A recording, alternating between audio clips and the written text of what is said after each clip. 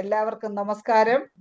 ഇന്ന് IFPHന്റെ തുടർന്ന് വരുന്ന മലയാളം വെബിനാറിന്റെ 1976 ദിവസമാണ് ഇന്ന്.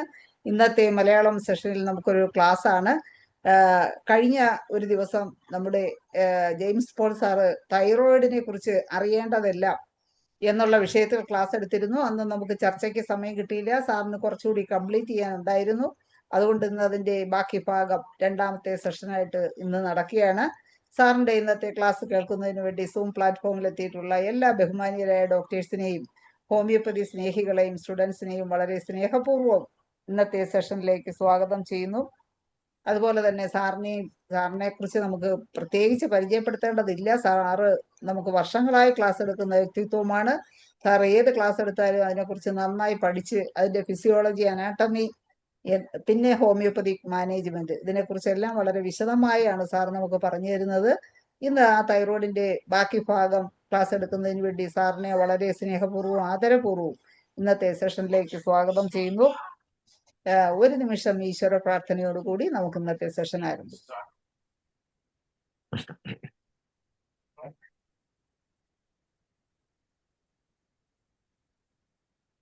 നന്ദി. നമുക്ക് ക്ലാസ് തുടങ്ങാം സാർ. കേൾക്കാമോ? കേൾക്കാം. എല്ലാവർക്കും നമസ്കാരം. കഴിഞ്ഞ സെക്ഷനിൽ നമ്മൾ ചർച്ച ചെയ്തത് hyperthyroidism, different type of thyroiditis, suppurative thyroiditis, viral thyroiditis, then thyroiditis with syphilis, tuberculosis and amyloid, and Hashimoto's thyroiditis. ഇന്ന് ഏറ്റവും കൂടുതൽ കാണുന്നത് ഹാഷിമോട്ടോസ് തൈറോയിഡൈറ്റിസ് ആണ്. ഓട്ടോമിൻ ഡിസീസ് ആണ്, എല്ലാവർക്കും അതറിയാം. ഇതേ സെക്ഷൻ ഇവിടെ ഇതിനു മുമ്പും പല ക്ലാസ്സുകൾ കൈകാര്യം ചെയ്തിട്ടുണ്ട്. അതുകൊണ്ട് തന്നെ ഹാഷിമോട്ടോ തൈറോയിഡൈറ്റിസ് കൂടുതൽ ഡെപ്തിലേക്ക് പോകുന്നില്ല. അടുത്ത തൈറോയിഡൈറ്റിസ് റീഡൽ തൈറോയിഡൈറ്റിസ് ആണ്. Riedel thyroiditis, Riedel struma, ligneous thyroiditis, woody thyroiditis, ഇതെല്ലാം അതിൻ്റെ സിനോണിംസ് ആണ്. അപ്പം ഇവിടെ സംഭവിക്കുന്ന ഹാഷിമോട്ടോസ് തൈറോയിഡൈറ്റിസ് സംഭവിക്കുന്നത് thyroid parenchyma is displaced by leucocytes. ഇവിടെ woody thyroiditis or Riedel thyroiditis സംഭവിക്കുന്നത് parenchyma is replaced by fibrous tissue, so it become wood like hardness. രണ്ടും ഹൈപ്പോതൈറോയിഡിസത്തിൽ വരുന്നതാണ്.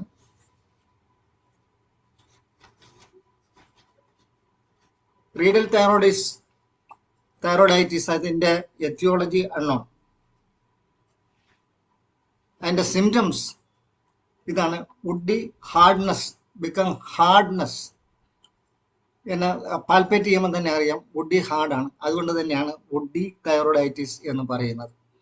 അപ്പോൾ സാധാരണ ഏതെങ്കിലും ഒരു ലോബിൽ ആണ് ആരംഭിക്കുന്നത്. ആ ലോബ് കുറച്ച് എൻലാർജിലാവും, കട്ടിയാകും. അത് കഴിഞ്ഞ് മറ്റു ലോബിലേക്ക് അത് വ്യാപിക്കും. അത് കൂടുതൽ ഹാർഡായി കട്ടിയാകുമ്പോൾ തൈറോയിഡ് ഫങ്ഷൻ തീർത്തും നിന്നുപോകും. ഇതാണ് അതിൽ സംഭവിക്കുന്നത്. എൻ്റെ എത്തിയോളജി അൺനോൺ ആണ്. പാത്തോളജി ഞാൻ പറയുന്നത് ആദ്യം ഒരു സൈഡിൽ തുടങ്ങുന്നു, രണ്ട് സൈഡിലും ആകുന്നു, അത് ഫൈബ്രസ് ടിഷ്യൂ ആകുന്നു, കൂടുതൽ ഹാർഡ് ആകുന്നു. അതോടുകൂടി ഫങ്ഷൻസ് കൂടുതൽ തീർത്തും നിന്നു പോകും. ദാറ്റ് ഈസ് എൻ്റെ പാത്തോളജി. അതിൻ്റെ ഡയഗ്നോസിസ് ബയോപ്സിയാണ്. അപ്പോൾ അവിടെ ടിഷ്യൂ, അതായത് പാരൻകൈമ കംപ്ലീറ്റ് മാറി അത് thyroid gland complete fibrous tissue ആയിട്ട് മാറുകയാണ്. അപ്പം അതുകൊണ്ടാണ് ബയോപ്സി ചെയ്യുന്നത്. അതേപോലെ തന്നെ ഹാഷിമോട്ടോസ്, അവിടെ നമ്മൾ ബയോപ്സി എടുക്കുമ്പോൾ കിട്ടുന്നത് ഇതാണ്, ലൂക്കോസൈറ്റ്സ് ആണ്. അപ്പം പാരൻകൈമ റീപ്ലേസ്ഡ് ബൈ ലൂക്കോസൈറ്റ്സ്. അങ്ങനെ ബയോപ്സി എടുത്ത് നോക്കുമ്പോൾ കിട്ടുന്നത്. അപ്പോൾ സ്കാൻ ചെയ്യുന്നതിനേക്കാൾ കൂടുതൽ കൃത്യത ബയോപ്സിക്ക് തന്നെയാണ്. Then different type of cancer. ക്യാൻസറിൻ്റെ സിംറ്റം ആദ്യം അത് കുറച്ച് എൻലാർജ്മെൻ്റ് ആവും, ഹാർഡാവും, റബ്ബറി ഹാർഡ്നെസ് അതിലേക്ക് മാറും. ഒന്ന് പാപ്പിലറി കാർസിനോമ, മറ്റൊന്നല്ല എൻ്റെ പാപ്പിലറി ടിഷ്യൂസ് ബിക്കം കാർസിനോജനിക്. അവിടെ മ്യൂട്ടേഷൻ സംഭവിക്കുന്നു, ഡിഫറൻസിയേഷൻ സംഭവിക്കുന്നു, അങ്ങനെ ക്യാൻസർ ടിഷ്യൂ ആയിട്ട് മാറുന്നു. അങ്ങനെ അതാണ് papillary carcinoma. Then follicular carcinoma. ഈ പാപ്പിലറി കാർസിനോമ യങ് അഡൾട്ടിലാണ് കൂടുതൽ കാണുന്നത്. 25 വയസ്സ് 35 വയസ്സിനിടയിലുള്ള ആ യുവാക്കൾക്ക് അല്ലെ യുവതികൾക്കാണ് ഏറ്റവും കൂടുതൽ. അവിടെ സെക്സിന് ഏറ്റക്കുറച്ചിലൊന്നുമില്ല. 10 men and women equally affected. Then follicular, അതായത് മധ്യവയസ്കർക്കാണ് ഇത് കൂടുതൽ കാണുന്നത്, കൂടുതലും ലേഡീസിനാണ്. അവിടെ ഫോളിക്കുലാർ സെൽസ് ആണ് ഡിഫറൻഷിയേറ്റ് ചെയ്ത് ക്യാൻസർ ടിഷ്യൂ ആയിട്ട് മാറുന്നത്. മിക്കവാറും സോളിറ്ററി നോഡുകളായിരിക്കാം. Then become hard.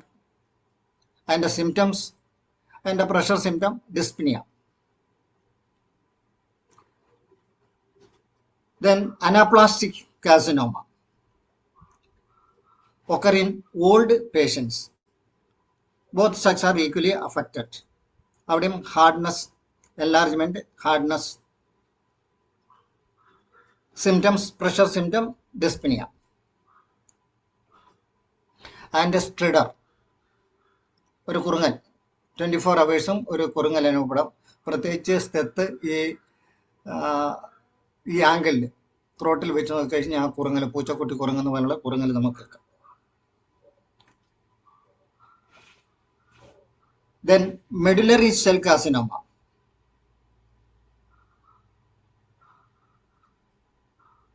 arise from parafollicular cells.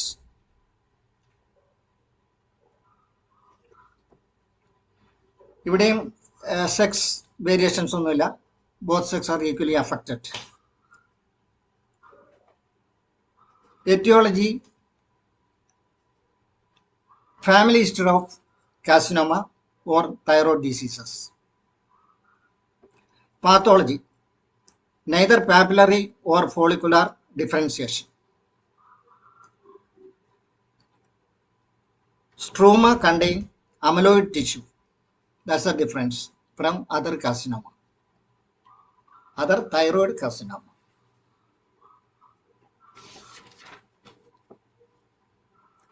Symptoms, single nodular swelling, diarrhea predominant, usual antidiarrheal medicines not responded. Diagnosis, biopsy. Then other hypothyroid diseases. In infancy, that is cretinism. 2 types. One endemic and sporadic. Endemic കാരണം ഒരു പ്രദേശം, ഒരു area അല്ലെങ്കിൽ ഒരു geographical area they are deficient in iodine. ആ കണ്ടീഷനാണ് വരുന്നത്. പക്ഷേ നവഡേയ്സ് അതങ്ങനെയൊന്നുമില്ല. പണ്ട് അങ്ങനെയൊക്കെ ഉണ്ടായിരുന്നു. എസ്പെഷ്യലി ഈ മരുപ്രദേശങ്ങളിലൊക്കെ ചെറിയ ചെറിയ മരുപ്പച്ചകളിൽ ആൾക്കാർ ജീവിച്ചിരുന്നു. അവിടെയെല്ലാം അയഡിൻ ഡെഫിഷ്യൻസി ഉണ്ടായിരുന്നു. അപ്പോൾ അവിടെയെല്ലാം ചെയ്യുന്നത് മാസീവായിട്ട് പൊട്ടാസ്യം അയോഡൈഡ് സപ്ലൈ ചെയ്യുകയായിരുന്നു. Then sporadic. ഈ സ്പൊറാഡിക്കും എന്ന് ഉദ്ദേശിക്കുന്നത് ഒരു എപ്പിഡമിക് പോലെ ഇങ്ങനെ വ്യാപിക്കുന്നതാണ്. അതും ഈ നവഡേയ്സ് അത് വളരെ കുറവാണ്, സാധ്യത വളരെ കുറവാണ്. ഒറ്റയ്ക്കും തെറ്റയ്ക്കും ഒക്കെ ആണ് ഇങ്ങനെ കാണുന്നത്. അയഡിൻ ഡെഫിഷ്യൻസി കൊണ്ട് കാണുന്ന ആ അസുഖം. അതിൻ്റെ pathology, complete absence of thyroid or thyroid tissue. അതായത് ഏതെങ്കിലും ഒരു ചെറിയ ടിഷ്യൂ തൈറോഗ്ലോസൽ ഡക്റ്റിൽ ഉണ്ടെങ്കിൽ അവിടെ ഡിഫറൻഷിയേറ്റ് ചെയ്ത് കുറച്ചെങ്കിലും ഈ ഹോർമോൺസ് പുറപ്പെടുവിക്കാനുള്ള സാധ്യതയുണ്ട്. പക്ഷെ ഇവിടെ ആ തൈറോയ്ഡ് ടിഷ്യൂ തൈറോയ്ഡ് ഗ്ലാൻഡ് കംപ്ലീറ്റും ആബ്സെൻസ് ആകുന്ന ഒരു അവസ്ഥയാണ്.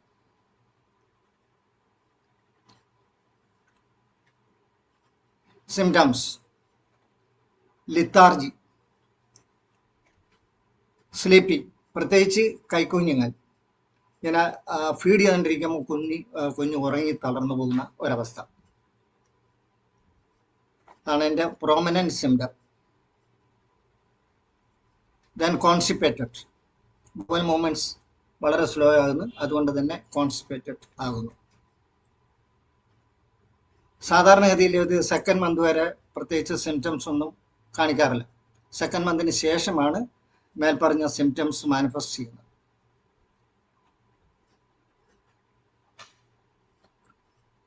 Then abdomen distended, hernia is very common.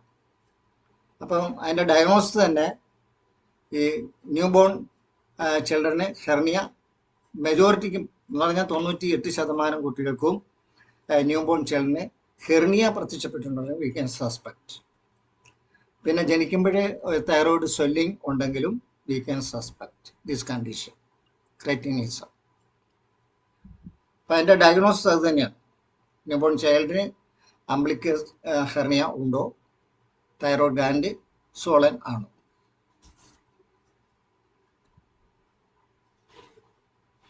അതിൻ്റെ ട്രീറ്റ്മെൻറ്റ് നേരത്തെ പറഞ്ഞു. എൻഡമിക്കിന് മാസീവായിട്ട് പൊട്ടാസ്യം അയോഡൈഡ് സപ്ലൈ ചെയ്യുക. സ്പൊറാഡിക്കിനെ സംബന്ധിച്ചിടത്തോളം ഇൻഡിവിജ്വൽ ട്രീറ്റ്മെൻറ്റാണ്. പിന്നെ ഇന്ത്യയെ സംബന്ധിച്ചിടത്തോളം ഒരു എൻഡമിക് ഏരിയ ആയിട്ടാണ്, അയഡിൻ ഡെഫിഷ്യൻസി ഉള്ള ഒരു എൻഡമിക് കൺട്രി ആയിട്ടാണ് ഇന്ത്യയെ നമ്മുടെ സർക്കാർ പരിഗണിച്ചിരിക്കുന്നത്. അതുകൊണ്ട് തന്നെയാണ് മാസീവായിട്ട് പൊട്ടാസ്യം അയോഡൈഡ് കലർത്തി ഉപ്പ് സപ്ലൈ ചെയ്തുകൊണ്ടിരിക്കുന്നത്.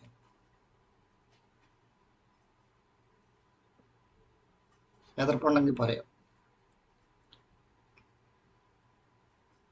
Then juvenile myxoedema. അവസാനം പറയട്ടെ, എതിർപ്പ് ഉണ്ടെങ്കിൽ ചർച്ചയിൽ പറയാം. അല്ല, ഞാൻ തമാശയും കാര്യവും കലർത്തി പറഞ്ഞതേ ഉള്ളൂ.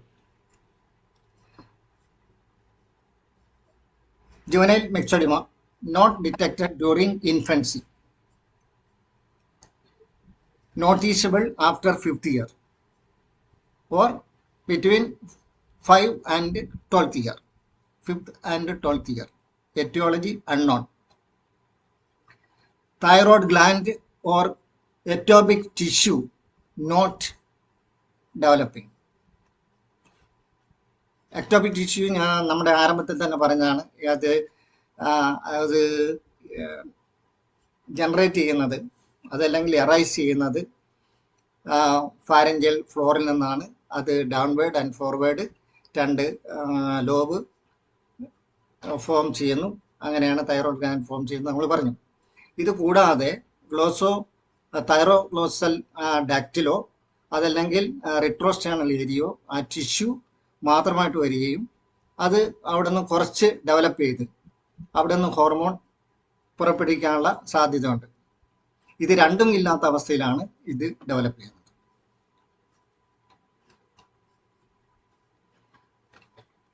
ഡയഗ്നോസിസ്: ഷോർട്ട്നെസ് ഓഫ് സ്റ്റേച്ചർ, അതായത് പൊക്കം കുറവുള്ള dwarfism. Then short neck. ECG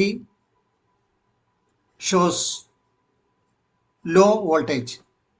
law voltage means ഒരു ECGയിൽ മുകളിലോട്ടുള്ളത് വോൾട്ടേജും സൈഡിലേക്കുള്ളത് ടൈമുമാണ്. ECG ഗ്രാഫിൽ നമുക്ക് കിട്ടുന്നത് മുകളിലോട്ടുള്ളതാണ് വോൾട്ടേജ്. അപ്പോൾ ഇവിടെ വോൾട്ടേജ് കുറവെന്ന് ഉദ്ദേശിച്ചു കഴിഞ്ഞാൽ R വേവിൻ്റെ ഹൈറ്റ് വളരെ കുറവായിരിക്കും. സാധാരണ ലിംഫ് ലീഡ്സിൽ 5 mm ആണ്. ഇത് ചിലപ്പോൾ 2 3 mm കാണുള്ളൂ. പക്ഷേ അതിൻ്റെ പാറ്റേൺ, അത് PQRS, ആ പാറ്റേൺ വ്യത്യാസം ഉണ്ടാകില്ല. Okay. Then diagnosis: shortness of stature. Then ECG, R wave very short.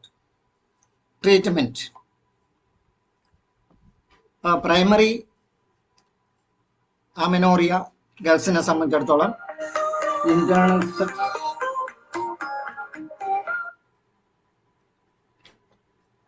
Development of internal sexual organ in boys എല്ലാം ഡിലേഡ് ആവും. അത് ഒരു പരിധി വരെ ചികിത്സിച്ച് നമുക്ക് ഭേദമാക്കാൻ പറ്റും, ഒരു പരിധി വരെ.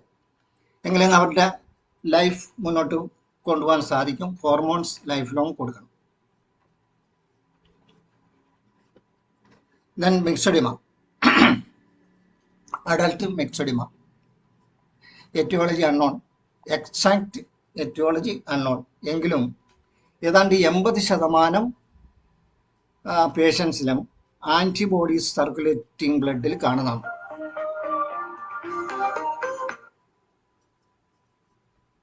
ആന്റിബോഡീസ് സർക്കുലേറ്റിംഗ് ബ്ലഡിലുണ്ട്. ബാക്കി 20% atrophy of thyroid gland.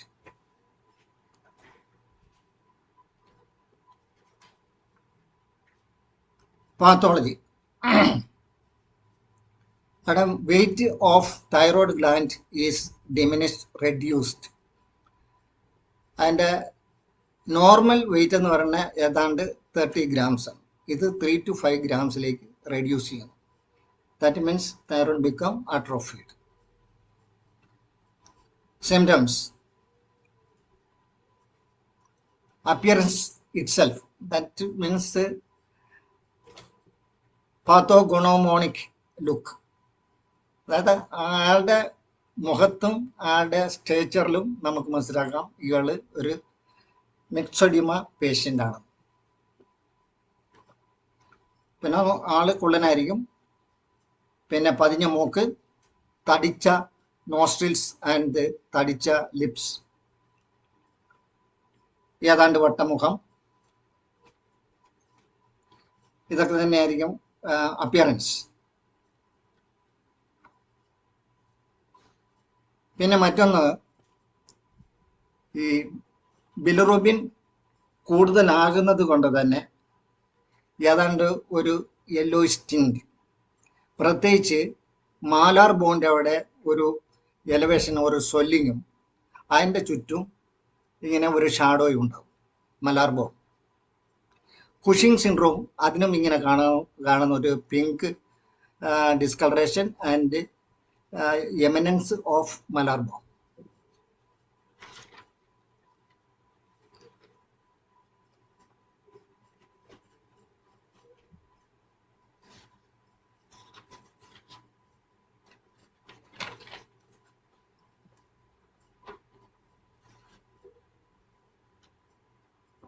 Diagnose, blood പിക്ചറിൽ IESR ആയിരിക്കും. പിന്നെ ആന്റിബോഡീസ് 80%, 20% ഗ്ലാൻസ് കംപ്ലീറ്റ്ലി അട്രോഫീഡ് ആയിരിക്കും. TFT, ഡയഗ്നോസ് TFT എടുക്കുമ്പോൾ നമുക്കറിയാം ഹോർമോൺസ് 2, T3, T4 ആബ്സെന്റ് ആയിരിക്കും. Then treatment, life long hormone. കൊമാറ്റോസ് condition develop ചെയ്യാം. സ്റ്റൂപ്പർ അല്ലെങ്കിൽ കൊമ ഡെവലപ്പ് ചെയ്യുകയാണെങ്കിൽ IV ഫ്ലൂയിഡ്, അതായത് നോർമൽ സലൈൻ ആൻഡ് ഡെക്സ്ട്രോസ്, അത് രണ്ടും ഈക്വലായിട്ട് കൊടുക്കും. അതോടുകൂടി തന്നെ T4 ഉൾപ്പെടുത്തിയായിരിക്കും IV ഫ്ലൂയിഡ് കൊടുക്കുന്നത്. അല്ലെങ്കിൽ തന്നെ ലൈഫ് ലോങ് ഹോർമോൺസ് കൊടുത്തുകൊണ്ടിരിക്കുക. അതാണ് അതിൻ്റെ ട്രീറ്റ്മെൻറ്റ്. Then parathyroid glands. ഇപ്പം 4 പാരാതൈറോയ്ഡ് ഗ്ലാൻഡ്സ് ഉണ്ട്. അപ്പം എൻ്റെ 4 കൂടി അതിൻ്റെ തൂക്കം 120 milligrams. That means 1/10 of A gram ആണ് 4ൻ്റെയും ഒന്നാകുള്ള തൂക്കം. പാരാതോർമോൺ, അതാണ് എൻ്റെ ഹോർമോൺസ്, ഹോർമോൺ. പിന്നെ അതിനെ സപ്പോർട്ട് ചെയ്യുന്ന അല്ലെങ്കിൽ ആൻറ്റഗോണിസ്റ്റ് ആയിട്ടുള്ള മറ്റൊരു ഹോർമോൺ ഉണ്ട്. അത് നേരത്തെ നമ്മൾ മെൻഷൻ ചെയ്തിട്ടുണ്ട്. തൈറോയ്ഡ് T സെൽസ് എന്ന് പുറപ്പെടുവിക്കുന്നതാണ്. That is calcitonin. ആൻറ്റഗോണിസ്റ്റ് എന്ന് പറയാൻ കാരണം ഇതിനെ പാരാതൈറോയ്ഡ് ഹോർമോണിനെ റെഗുലേറ്റ് ചെയ്യുകയോ നിയന്ത്രിക്കുകയോ എതിർക്കുകയോ ചെയ്യുന്ന ഒരു ഹോർമോൺ ആയതുകൊണ്ടാണ് ആൻറ്റഗോണിസ്റ്റ് ആണെന്ന് പറയാൻ കാരണം. ഹൈപ്പർ പാരാതൈറോയിഡിസം,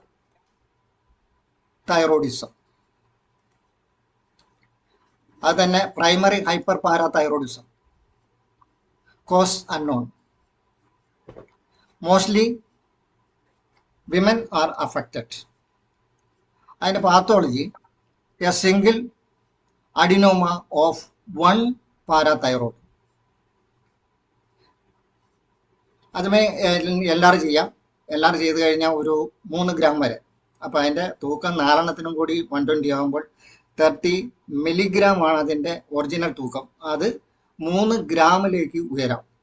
അസാധാരണ ഘട്ടങ്ങളിൽ അത് 70 ഗ്രാം വരെ തൂക്കം ഉള്ള ഒരു ട്യൂമറായിട്ട് മാറാവുന്നതാണ്.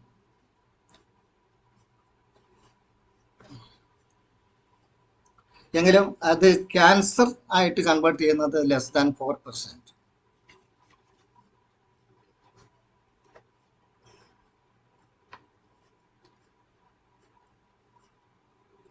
നമുക്ക് സിംറ്റം കിട്ടുന്നത് increased elimination of calcium and phosphorus through urine.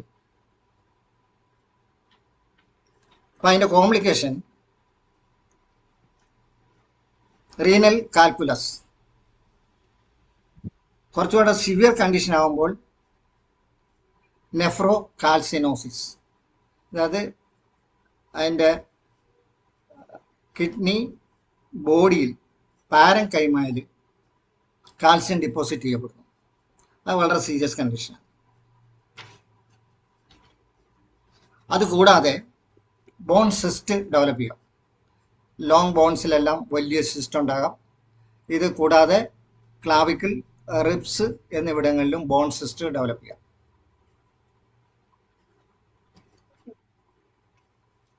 അതിൻ്റെ സിംറ്റംസ് ഇത് തന്നെയാണ്. മെയിൻലി ബോൺ സിസ്റ്റ് അല്ലെങ്കിൽ നെഫ്രോ കാൽസിനോസിസ്.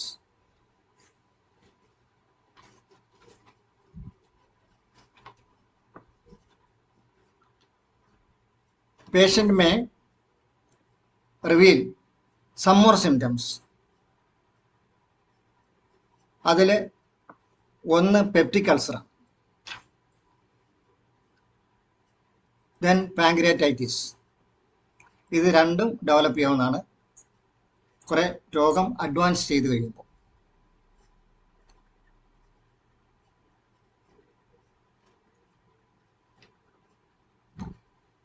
പിന്നീട് സിംറ്റംസ് ഡെവലപ്പ് ചെയ്യാവുന്നത് ഞാൻ നേരത്തെ പറഞ്ഞ് 3 ഗ്രാം മുതൽ 70 ഗ്രാം വരെ സൈസായിട്ടുള്ള ട്യൂമേഴ്സ് ഡെവലപ്പ് ചെയ്യാം. അങ്ങനെയെങ്കിൽ അതിൻ്റെ പ്രഷർ സിംറ്റം, ട്രക്കയിൽ അതിൻ്റെ പ്രഷർ ചെലുത്താം. അപ്പോൾ സ്ട്രിഡർ ഉണ്ടാകാം, ഡിസ്പിനിയ ഉണ്ടാകാം.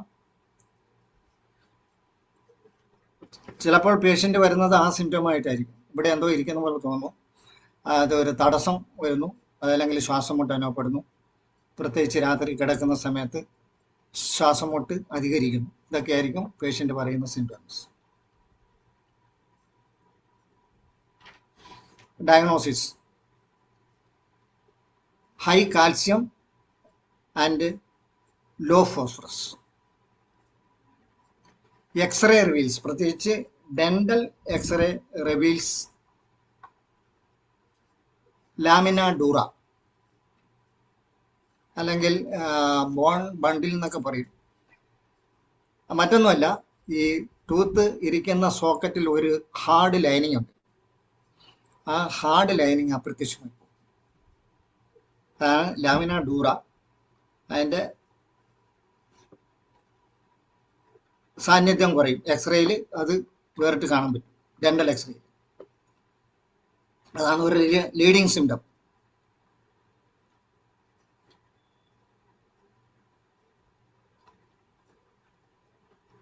ദെൻ ഹൈപ്പോപാരാതൈറോയിഡിസം.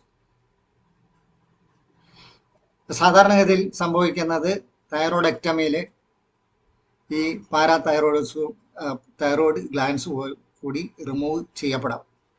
ചിലപ്പോൾ അത് നിലനിർത്തിക്കൊണ്ട് കൃത്യമായിട്ട് ചെയ്യുന്നവരുമുണ്ട്. മിക്കവാറും ഇത്രയും ചെറുതാണ്, 30 മില്ലിഗ്രാം തൂക്കമുള്ള 4 സാധനങ്ങളാണ്. മിക്കവാറും അത് എടുത്തു പോകും. പ്രത്യേകിച്ച് ക്യാൻസർ കണ്ടീഷനൊക്കെ ആണെങ്കിൽ ടോട്ടൽ റിമൂവലായിരിക്കും. അപ്പോഴും ഈ സംഭവം ഡെവലപ്പ് ചെയ്യാം.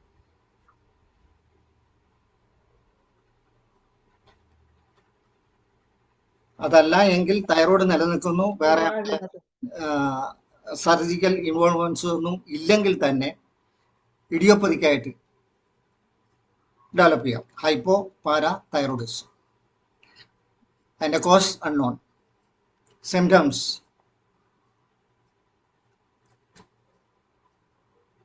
ഈ തൈറോയിഡക്ടമിക്ക് ശേഷമാണെങ്കിൽ ആഫ്റ്റർ 48 hours ആണ് ഇതിൻ്റെ സിംറ്റംസ് ഡെവലപ്പ് ചെയ്യുന്നത്. മറ്റേ കഞ്ചനിറ്റിലാണെങ്കിൽ ഓൾഡ് സിംറ്റംസ് ആയിട്ട് ഒരു ക്രോണിക് അവസ്ഥയിലായിരിക്കും ഡോക്ടറുടെ അടുത്ത് എത്തുന്നത്.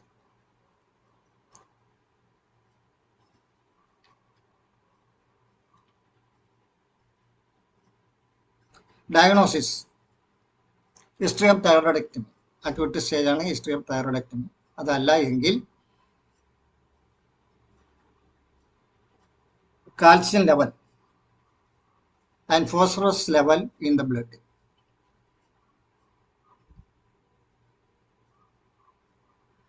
Calcium below 8.5 and phosphorus below 4.5 milligram per 100 ml. Then in ECG, QT interval prolonged. QT interval prolonged. അത് P എന്ന് പറയുന്നത് ഏട്രിയൽ ഇവന്റും QT അതായത് PQRS എന്ന് പറയുന്ന ആ ഇവന്റ് വെൻട്രിക്കുലാർ ഇവന്റാണ്. ഇവിടെ Q മുതൽ T വരെയുള്ള ആ സമയം prolonged. That means ventricular event വളരെ സ്ലോ എന്നർത്ഥം. അപ്പോൾ വെൻട്രിക്കുലാർ ഇവന്റ് സ്ലോ ആകുമ്പോൾ വെൻട്രിക്കുലാർ ഔട്ട്പുട്ടും വളരെ കുറവായിരിക്കും. That means cardiac failure.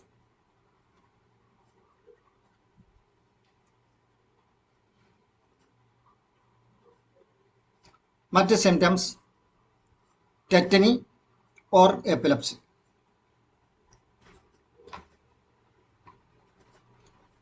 Then pseudo hypoparathyroidism, a rare condition.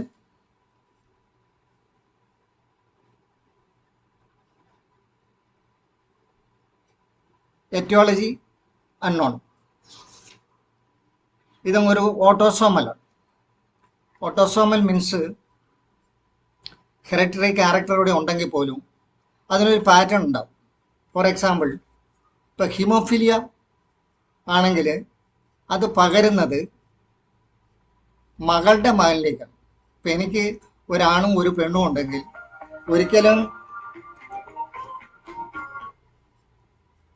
ഒരിക്കലും ആണിനുണ്ടാകുന്നില്ല, ആണിൻ്റെ മകളുടെ മകനിലേക്ക് അത് പകരാം. എന്ന് പറഞ്ഞ പോലെ എനിക്ക് മകളുണ്ടെങ്കിൽ മകളുടെ മകനിലേക്ക് ഹീമോഫിലിയ വരാം. അങ്ങനെയുള്ള ആ കണ്ടീഷനാണ് ഓട്ടോസോമൽ എന്ന് ഉദ്ദേശിക്കുന്നത്.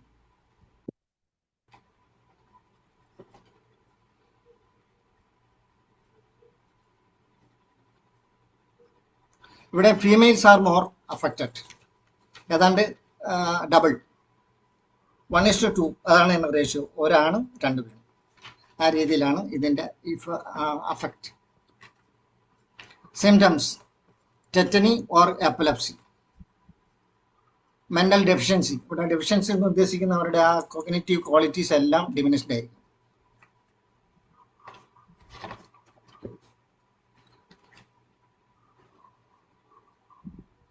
പേഷ്യൻ്റ് അൺയൂഷ്വലി ഷോർട്ട്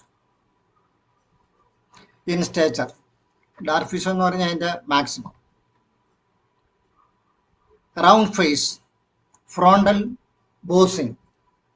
ബോസിങ് മീൻസ് ഒരു ഉന്തി നിൽക്കുക. ഐബ്രോ രണ്ടും ഉന്തി നിൽക്കും, അതുപോലെ ഈ ഫ്രോണ്ടൽ ഏരിയയും ഉന്തി നിൽക്കും. ഒരു പ്രത്യേക ഫീച്ചർ ആയിരിക്കും ഫേഷ്യൽ എക്സ്പ്രഷൻ.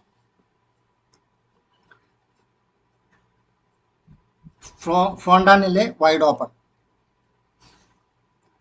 അത് കൂടാനായിട്ട് ഒത്തിരി താമസിക്കും.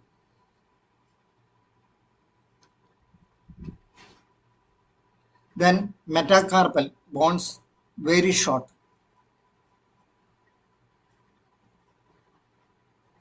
അതുപോലെ തന്നെ ആകെ നോക്കിക്കഴിഞ്ഞാൽ അവരുടെ എല്ലാ കപ്പാസിറ്റികളും അതായത് ശരീരം മാനസികവും ശാരീരികവുമായിട്ട് എല്ലാ ക്വാളിറ്റീസും കുറവായിരിക്കും. കോസ് അൺനോൺ നേരത്തെ പറഞ്ഞതാണ്. അതിൻ്റെ ഡയഗ്നോസിസ് ബ്ലഡ് ടെസ്റ്റ് ആണ്. ബ്ലഡ് ടെസ്റ്റ് കിട്ടുന്നത് parathyroid hormone very high but calcium and phosphorus very low. അതുകൊണ്ടാണ് സൂഡോ ഹൈപ്പോ പാരാതൈറോയിഡിസം എന്ന് പറയുന്നത്.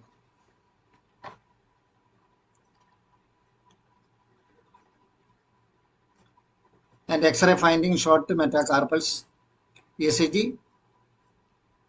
QRS very short and flat teeth. T wave വളരെ ഫ്ലാറ്റ്. അത്രയാണ് അതിൻ്റെ ഡയഗ്നോസിസ്. ട്രീറ്റ്മെന്റ് എന്ന് പറയുന്നത് സർജിക്കൽ റിമൂവലാണ്. That's all. നമ്മുടെ ഏതാണ്ട് ഓൾ അബൌട്ട് തൈറോയ്ഡ് ആൻഡ് പാരാതൈറോയിഡ്സ് കഴിഞ്ഞിരിക്കുന്നു. ഓവർ. ഇനി ഇതിൻ്റെ തെറാപ്യൂട്ടിക്സ് എന്ന് പറയുന്നത് നമ്മൾ നേരത്തെ പറഞ്ഞു, ഇതിൽ നമുക്ക് ചികിത്സിക്കാൻ പറ്റുന്നത് സിമ്പിൾ ഗോയിറ്റർ, അതൊക്കെ നോൺ ടോക്സിക് നോഡുലാർ ഗോയിറ്റർ, അതുപോലെ തന്നെ തൈറോയിഡൈറ്റിസ്, അത് വൈറലാണെങ്കിലും അതല്ല ബാക്ടീരിയ ആണെങ്കിലും ട്യൂബർക്കുലാർ ആണെങ്കിലും തൈറോയിഡൈറ്റിസ് ഒരു പരിധിവരെ നമുക്ക് ചികിത്സിക്കാം. അതുപോലെ തന്നെ ആഷിമോട്ടോസ് തൈറോയിഡൈറ്റിസും നമുക്ക് ചികിത്സിക്കാം. ബാക്കി എല്ലാം വളരെ ഗുരുതരമായിട്ടുള്ള അവസ്ഥയാണ്. നമുക്ക് ചികിത്സിച്ച് ഭേദമാക്കാൻ പറ്റാത്തതാണ് പലതും. കാരണം സ്ഥിരമായിട്ട് നമുക്ക് അങ്ങനെ ഒരു ഹോർമോൺ തെറാപ്പിയൊന്നുമില്ല. അതുപോലെ തന്നെ സർജിക്കൽ റിമൂവലും നമുക്കൊണ്ട് സാധിക്കുന്നില്ല. അതൊക്കെ സർജിക്കൽ ഡിപ്പാർട്ട്മെന്റിനാണ്. പിന്നെ ബാക്കിയുള്ളതിന് മാത്രമേ നമുക്ക് തെറാപ്യൂട്ടിക്സ് പറയാൻ പറ്റുള്ളൂ. അത് തന്നെ ഇപ്പോൾ ആഷിമോട്ടോസ് തൈറോയിഡൈറ്റിസ് ആണെങ്കിൽ അതിനൊരു പ്രോട്ടോക്കോളോ അല്ലെങ്കിൽ ഒരു ടിപ്പോ പറയുക അസാധ്യമാണ്. കാരണം ഓരോ പേഷ്യൻസിന് ഇതിൻ്റെ ഏറ്റക്കുറച്ചിലനുസരിച്ചായിരിക്കും പ്രസൻറ്റിങ് സിംറ്റംസ്. അപ്പോൾ ആ സിംറ്റം അനുസരിച്ച് നമ്മളൊരു ഡ്രഗിലേക്ക് എത്തുകയാണ് ചെയ്യുന്നത്. അപ്പോൾ ഇൻഡിവിജ്വൽ ആയിട്ടുള്ള ചികിത്സ, ദാറ്റ് മീൻസ് അതിൻ്റെ കോൺസ്റ്റിറ്റ്യൂഷണൽ ആൻഡ് മയസ്മാറ്റിക് ചികിത്സയാണ് ഇവിടെ ഫലപ്രദമായിട്ട് കാണുന്നത്. അപ്പം അതുകൊണ്ട് ഒരു ഈ വ്യക്തമായ ഒരു തരം അല്ല ഒരു പ്രോട്ടോക്കോൾ, ഞാൻ പ്രോട്ടോക്കോൾ വിശ്വസിക്കുന്ന ആളല്ല. ഞാൻ ഓരോ കേസും ഇൻഡിവിജ്വലായിട്ട് എടുത്ത് അതിൻ്റെ സിമിലർ മെഡിസിൻ കണ്ടെത്തി ചികിത്സിക്കുക എന്നുള്ളതാണ് എൻ്റെ തത്വം. അതുകൊണ്ട് തന്നെ ഇങ്ങനെ ഒരു പ്രോട്ടോക്കോൾ വെക്കാനായിട്ട് എനിക്കില്ല. പിന്നെ ഇങ്ങനെ ടിപ്സ് തന്നിട്ട് കാര്യമില്ല. ഒരു അക്യൂട്ട് ഡിസീസാണ് നമുക്കൊരു ടിപ്പ് തരാൻ പറ്റും. ഈ ക്രോണിക് ഡിസീസിന് ഒരിക്കലും ഒരു ടിപ്പിൽ ആശ്രയിച്ച് ചികിത്സ കൊണ്ടുപോകുന്നത് ഫിലോസഫിക്കലി തെറ്റാണെന്നുള്ളതാണ് എൻ്റെ അഭിപ്രായം. നമുക്ക് ചർച്ചയിലേക്ക് പോകാൻ വിചാരിച്ചു. Okay sir. ഓക്കെ സാറേ, അപ്പോ തൈറോയിഡിനെ കുറിച്ച് അറിയേണ്ടതെല്ലാം എന്നുള്ള വിഷയം സാർ 2 ക്ലാസ്സുകളിലായിട്ട് ഇന്ന് പൂർണ്ണമാക്കിയിരിക്കുകയാണ്. ഇനി അതിനെക്കുറിച്ച് എന്തെങ്കിലും നമ്മുടെ ഡോക്ടേഴ്സിന് സംശയങ്ങളുണ്ടെങ്കിൽ ചോദിക്കാം. അതുപോലെ എന്തെങ്കിലും അഭിപ്രായങ്ങളുണ്ടെങ്കിൽ പറയാം. അതിനുള്ള ചർച്ചയ്ക്കുള്ള സമയമാണ്. ഇഷ്ടംപോലെ സമയമുണ്ട്. അപ്പൊ എല്ലാവരും നേരത്തെ തന്നെ ഹാൻഡ് റൈസ് ചെയ്ത് ചർച്ചയിൽ പങ്കെടുക്കുക. സാറിനോട് എന്തെങ്കിലും സംശയങ്ങളുണ്ടെങ്കിൽ ചോദിക്കാം തൈറോയിഡിനെ കുറിച്ച്.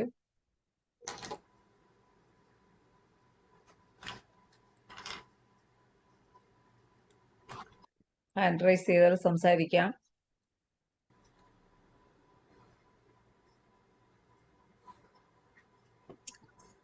സാറിന് തൈറോയിഡ് കേസുകളൊക്കെ ധാരാളം കിട്ടാറുണ്ടോ? ഏത് കേസാണ് കൂടുതൽ കിട്ടാറുള്ളത്? തൈറോയിഡിനെ സംബന്ധിച്ച് ഏത് പ്രശ്നമാണ് കൂടുതൽ ചികിത്സയ്ക്ക് എത്താറ്? ആഷിമോട്ടോസ് തൈറോയിഡൈറ്റിസ്. ആഷിമോട്ടോസ് തൈറോയിഡൈറ്റിസ് ധാരാളം കാണുന്നുണ്ട്. അത് ശരി. അതിനെന്താ സാർ എന്താ എത്തിയോളജി പറഞ്ഞങ്ങനെ കൂടുതലായി കാണണമെങ്കിൽ? വരുന്ന കേസ് അങ്ങനെയാണ്. അല്ല, എത്തിയോളജി അങ്ങനെ തൈറോയിഡൈറ്റിസ് ഹാഷിമോട്ടോസ് കൂടുതൽ ഉണ്ടാവാനുള്ള എന്തെങ്കിലും പ്രത്യേക അത് ഓട്ടോമോൺ ഡിസീസ് ആണല്ലോ. ഉം. ഓട്ടോ ഇമ്മ്യൂൺ ഡിസീസ് കുറച്ചൊക്കെ കൂടുതലായിട്ട് പല ഓട്ടോ ഇമ്മ്യൂൺ ഡിസീസും ഇപ്പോൾ കാണുന്നുണ്ട്. ഉണ്ട്. അതിലൊന്നാണ് തൈറോയിഡൈറ്റിസ്, ആ, ഹാഷിമോട്ടോസ് തൈറോയിഡൈറ്റിസ്. അതിന് പ്രത്യേകിച്ച് എന്തെങ്കിലും കാരണങ്ങൾ സാറിന്റെ ശ്രദ്ധയിൽപ്പെടുന്നുണ്ടോ? എന്തെങ്കിലും അങ്ങനെ അത് ഓട്ടോ നമ്മൾ ഇമ്മ്യൂൺ ഡിസീസ്? ഓട്ടോഇമ്യൂൺ ഡിസീസ് നമ്മൾ ഇമ്മ്യൂൺ റെസ്പോൺസ് എന്ന് പറഞ്ഞ ഒരു സെഷൻ എടുത്തായിരുന്നു. അത് കഴിഞ്ഞാണ് ഓട്ടോഇമ്യൂൺ ഡിസീസിലേക്ക് പോയത്. അപ്പം ഓട്ടോഇമ്യൂൺ റെസ്പോൺസ് അത് ഒരു 1 hour സെഷനായിട്ട് നമ്മൾ അത് എടുത്തതാണ്. നേരത്തെ എടുത്തതാണ്. ആ, അപ്പൊ ആ. അവിടെ ഡാമേജ് തുടങ്ങുന്നത് ജീൻ ലെവലിലാണ്. ഓട്ടോഇമ്യൂൺ ഡിസീസ് ആകട്ടെ, ഈവൻ ക്യാൻസർ ആകട്ടെ, മറ്റ് ഏതെങ്കിലും ക്രോണിക് ഡിസീസ് ആകട്ടെ, ഡീജനറേറ്റീവ് ഡിസീസ് ഏതും ആകട്ടെ, ഇതിന്റെ തുടക്കം ജീൻ ലെവലിൽ നിന്നാണ് തുടക്കം. അവിടെയാണ് ഡീജനറേഷൻ സംഭവിക്കുന്നത്. അതിന് ഏറ്റവും വലിയ കാരണം പറയുന്നത് ഓക്സിഡേറ്റീവ് സ്ട്രെസ്സാണ്. അത് മനുഷ്യന്റെ സ്ട്രെസ് കൊണ്ടാണ് ഓക്സിഡേറ്റീവ് സ്ട്രെസ്സും വരുന്നത്. ഓക്സിഡേറ്റീവ് സ്ട്രെസ് ഉണ്ടാകാൻ ഒരു കാരണം മെന്റൽ സ്ട്രെസ്. അവിടെ ഈ ഫ്രീ റാഡിക്കൽസ് കൂടുന്നു ഒരു സെല്ലിനകത്ത്. ഒരു 10 ഫ്രീ റാഡിക്കൽസ് ഒരു സെല്ലിൽ വന്നു കഴിഞ്ഞാൽ ആ സെല്ലിന് സർവൈവ് ചെയ്യാൻ പറ്റാതെ വരുന്നു. അത് ന്യൂട്രലൈസ് ചെയ്യാനായിട്ട് ആന്റി ഓക്സിഡന്റ് ലഭ്യമല്ലാത്ത സന്ദർഭങ്ങളിലാണ് അത് അങ്ങനെ ഉണ്ടാകുന്നത്. ഫ്രീ അത് സാറ് എടുത്ത ക്ലാസ്സിൽ ഞാനും ഉണ്ടായിരുന്നു. ഇപ്പൊ എനിക്ക് ഓർമ്മ വന്നു. ഫ്രീ ആ, റാഡിക്കൽസ് ആ, കൂടുതൽ ആ, വരുന്നു. അതെ. Okay. Dhanesh doctor hand raise ചെയ്തിട്ടുണ്ട്. ധനേഷ് ഡോക്ടർ അൺമ്യൂട്ട് ചെയ്ത് സംസാരിച്ചു. സാറേ, അതിഗംഭീരമായ സെഷനായിരുന്നു ഈ 2 ദിവസങ്ങളിലായിട്ട് സാർ നടത്തിയത്. അപ്പൊ ഇതിപ്പം സാർ ഈ പറഞ്ഞ പോലെ തന്നെ ഹാഷിമോട്ടോസ് തൈറോയിഡിസ് കൂടുതലായിട്ട് വരുന്ന ഒരു കാലഘട്ടം തന്നെയാണ്. അതെ. പക്ഷേ അങ്ങനെ വരുമ്പോൾ നമുക്ക് പൊതുവേ TSH എലിവേറ്റഡ് ആയിട്ട് ഒത്തിരി ഹൈ ആയിട്ട് കാണിക്കുന്നില്ലേ? ഒരു 100, 100 എബോവ് ഒക്കെ കാണിക്കാറുണ്ട്. ആ, ഉണ്ട്. ആ, ആ, 150 അത് സെക്കൻഡ് 150 വന്ന കേസുണ്ട് എനിക്ക്. അതെ, 150. എബോവ് 100 ആൻഡ് 150 ഒക്കെയാണ് കാണിക്കുന്നത്. അപ്പൊ അത് തൈറോയിഡൈറ്റിസ് വരുമ്പോൾ തൈറോയിഡിന്റെ ആ ഒരു ഇൻഫെക്ഷൻ ശരിക്ക് വ്യാപിക്കുന്നതുകൊണ്ടാണല്ലോ അത് കൂടുന്നത്. അല്ല, ഇൻഫെക്ഷൻ ഉണ്ടാകണമെന്നല്ലോ. തൈറോയിഡൈറ്റിസ്, ഹഷിമോട്ടോസ് ഇവിടെ thyroiditis. Chronic inflammation of gland ആണ്. അതെ, അത് അല്ല, ആ ഇൻഫ്ലമേഷൻ ഉള്ളപ്പോൾ സ്വാഭാവികമായിട്ടും അതൊരു ഇൻഫെക്ഷൻ ആണല്ലോ. അല്ല, തൈറോയിഡൈറ്റിസ് എന്ന് പറയുമ്പോൾ അണുബാധയല്ലേ? അല്ല, അല്ല. Infection may be due to bacteria, virus or അതെ, അതെ. അപ്പൊ ഇവിടെ ഒരു ക്രോണിക് ഇൻഫ്ലമേഷൻ ആണ് ഇവിടെ സംഭവിക്കുന്നത്. അപ്പൊ ആ ഇൻഫ്ലമേഷൻ സബ്സൈഡ് ചെയ്യുമ്പോൾ നാച്ചുറൽ ആയിട്ട് പിന്നെ ഈ ഗ്ലാൻഡ് ഇമ്പ്രൂവ് ചെയ്യുമല്ലോ, അല്ലേ? ആ. നമ്മുടെ അങ്ങനെയുള്ള കേസുകളിൽ ഈ നോസോട്സിന്റെ സാധ്യതകൾ എങ്ങനെയാണ് സാറിന്റെ അഭിപ്രായത്തിൽ? ഇവിടെ തൈറോയിഡിനാണല്ലോ ഇതിന്റെ നോസോട് ഉദ്ദേശിക്കുന്നത്, അല്ലേ? അതെ, അതെ, അതെ, അതെ, അതാണ് ഞാൻ ഉദ്ദേശിച്ചത്. പിന്നെ തീർച്ചയായിട്ടും അത് ഇന്റർ കറന്റ് ആയിട്ട് കൊടുക്കാറുണ്ട്.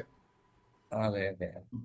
പക്ഷെ ഇവിടെ കോൺസ്റ്റിറ്റ്യൂഷൻ റെമഡിയാണ് ആക്ട് ചെയ്യുന്നത്. കാരണം ആ ജീൻ ലെവലിലേക്ക് ചെല്ലണം, അത്തരം ഡെപ്ത് ചെല്ലണം. അവിടുന്ന് അത് ക്യൂർ ചെയ്ത് വന്നെങ്കിൽ ഒരു ശാശ്വതമായിട്ടുള്ള ഹീലിംഗ്, പെർമനന്റ് ഹീലിംഗ് ഇവിടെ സ്വായത്തമാകുന്നു. കാരണം നമ്മുടെയൊക്കെ മുമ്പിൽ വരുന്ന ഈ ഓട്ടോ ഇമ്മ്യൂൺ ഡിസീസ് എന്ന് പറയുന്ന മെജോറിറ്റി കേസുകളിൽ നമ്മൾ കാണുന്നത് ഈ രോഗികൾ നിരന്തരമായിട്ട് കെമിക്കൽ മെഡിസിൻ ഉപയോഗിക്കുന്നവരായിരുന്നിരിക്കാം ഭൂരിഭാഗം കേസ്. അപ്പൊ ഈ കെമിക്കൽ മെഡിസിന്റെ ഒരു ഇമ്പാക്ട് കൊണ്ടല്ലേ ഈ ഓട്ടോ ഇമ്മ്യൂൺ ഡിസീസ് കമ്പാരിറ്റീവ്ലി കൂടുന്നത്? ഇപ്പൊ കൂടുന്നുണ്ടല്ലോ. ഇപ്പൊ കൂടാനായിട്ട് കാരണം അത് തന്നെയാണ്. പക്ഷേ ഒരിക്കലും അതർ സിസ്റ്റം ഓഫ് മെഡിസിൻസുകാർ ഒരിക്കലും എത്തിയോളജിയിൽ അത് ഉൾപ്പെടുത്തുന്നില്ല. എപ്പോഴും ജനറ്റിക്കൽ ഡിസോർഡർ ആണ് എന്ന് പറഞ്ഞങ്ങ് മുന്നോട്ട് പോവുകയാണ് ചെയ്യുന്നത്. പക്ഷേ വസ്തുത ഇതാണ്, അല്ലേ? കാരണം ഒരിക്കലും എനിക്കൊരു പേഷ്യന്റ് വന്ന് ഏകദേശം ഒരു ദിവസം 33 ഗുളികകളാണ് എടുത്തുകൊണ്ടിരുന്നത്. അപ്പൊ അവസാനം ഇയാൾക്ക് ബുള്ളസ് പംഫേജ് ആണ് വന്നത്. അപ്പോൾ it's an auto immune disease. ഇതിന് ചികിത്സ എത്ര ചെയ്താലും ഇത് മാറാൻ പോകുന്നില്ല എന്നൊരു നിഗമനത്തിലാണ് അവർ ആ രോഗിയെ കൊണ്ടു നടന്നത്. അവസാനം നമ്മൾ ഗ്രാജുവലായിട്ട് ഈ മെഡിസിൻസ് എല്ലാം ഒഴിവാക്കുകയും നമ്മുടെ മെഡിസിൻ മാത്രം നിൽക്കുകയും ചെയ്തപ്പോഴത്തേക്ക് ഇത് മാറി. അപ്പം അങ്ങനെയുള്ള കുറെ കാര്യങ്ങൾ ഇതിന്റെ പുറകിലുണ്ട്. പക്ഷെ ഇത് പൊതുജനത്തിന്റെ മധ്യത്തിൽ ഈ വിവരങ്ങൾ ഇപ്പോഴും എത്തുന്നില്ല. അങ്ങനെയുള്ള കാര്യങ്ങൾ എറ്റിയോളജി അൺനോൺ എന്നുള്ള ഒരൊറ്റ ക്ലോസ് കൊടുത്തുകൊണ്ട് മുന്നോട്ട് പോവുകയാണ്. അപ്പോൾ ഇത് നമുക്കൊന്ന് ബ്രേക്കപ്പ് ചെയ്യേണ്ട കാര്യമില്ലേ? തീർച്ചയായിട്ടും. അതെ. അപ്പം അങ്ങനെയുള്ള അതുകൊണ്ട് തന്നെ നമ്മുടെ ഓരോ പ്രസൻറ്റേഷനിലും നമ്മൾ അതിന് കൂടുതൽ സ്ട്രെസ് കൊടുത്ത് സംസാരിക്കേണ്ടിയിരിക്കുന്നു എന്നൊരു അഭിപ്രായമാണ് എനിക്കുള്ളത്. അതുകൂടെ ഒന്ന് സാറിന്റെ മുമ്പിൽ ഒന്ന് അവതരിപ്പിക്കുകയായിരുന്നു. ഒരു കാര്യം പറയാൻ ഞാൻ ആഗ്രഹിക്കണം. മറ്റേ ജാപ്പനീസ് കഫലൈറ്റീസിന് ഇത് ഇഞ്ചക്ഷൻ എടുക്കട്ടെ എന്ന് ചോദിച്ച് 7 പേര് മാതാപിതാക്കൾ എൻ്റെ അടുത്ത് വന്നു. ഞാൻ 7 പേരോടും പറഞ്ഞു വേണ്ടെന്നാ പറഞ്ഞു. ഇനി അഥവാ അവര് ഇങ്ങനെ കൂടുതൽ ഫോഴ്സ് ചെയ്യുകയാണെങ്കിൽ അങ്ങോട്ട് ഒരു സമ്മതപത്രം കൊടുക്കണം. അപ്പൊ ഇഞ്ചക്ഷൻ എടുത്തു കഴിഞ്ഞ് ഇങ്ങോട്ടും ഒരു സർട്ടിഫിക്കറ്റ് നിങ്ങൾ ആവശ്യപ്പെടണമെന്ന് പറഞ്ഞു. അതെ. അങ്ങനെ ഒരു സർട്ടിഫിക്കറ്റ് അവർ തരാൻ തയ്യാറാണെങ്കിൽ എടുത്തോ, എനിക്ക് എതിർപ്പൊന്നുമില്ല. അല്ലെങ്കിൽ എടുക്കണ്ട. അകത്തത് ഒരു തരാനായിട്ട് തയ്യാറില്ലെങ്കിൽ നിങ്ങൾ എടുക്കണ്ട. അതെ, അത് നമ്മൾ പറയേണ്ട ഒരു കാര്യമാണ്. നിങ്ങൾ എടുക്കുകയാണെങ്കിൽ തീർച്ചയായും ഇതിൽ നിന്ന് എന്തെങ്കിലും ഒരു പ്രശ്നം ഉണ്ടായാൽ അതിന്റെ ഉത്തരവാദിത്വം ഈ എടുക്കുന്ന ആൾക്കാർക്ക് ഉത്തരവാദിത്വം ഉണ്ടാവണം എന്നുള്ള രീതിയിൽ അതൊരു നല്ല സജഷനാണ്. നമ്മളെല്ലാവരും പറയാറുണ്ട്. പിന്നെ ഞാൻ അങ്ങനെ പറയാറില്ല. ഇത് എടുക്കേണ്ട പ്രത്യേകിച്ച് കാര്യങ്ങളൊന്നും നിലവിലില്ല. കാരണം ഇതിപ്പോ എല്ലാ സ്കൂളുകളിലും എത്തിയോ സാറിന്? അതേപോലെ തന്നെ മിക്കവാറും 2 പേഷ്യന്റ് എന്നോട് തോന്നുന്നു ത്രോട്ട് ക്യാൻസറിനും യൂട്രൈൻ ക്യാൻസറിനും വാക്സിൻ കൊടുക്കുന്നുണ്ട്. അല്ലെ, സ്കൂളിൽ ഇപ്പൊ പഠിത്തമാണോ അതേ വാക്സിൻ കേന്ദ്രമാണോ? അതെ അതെ അതെ.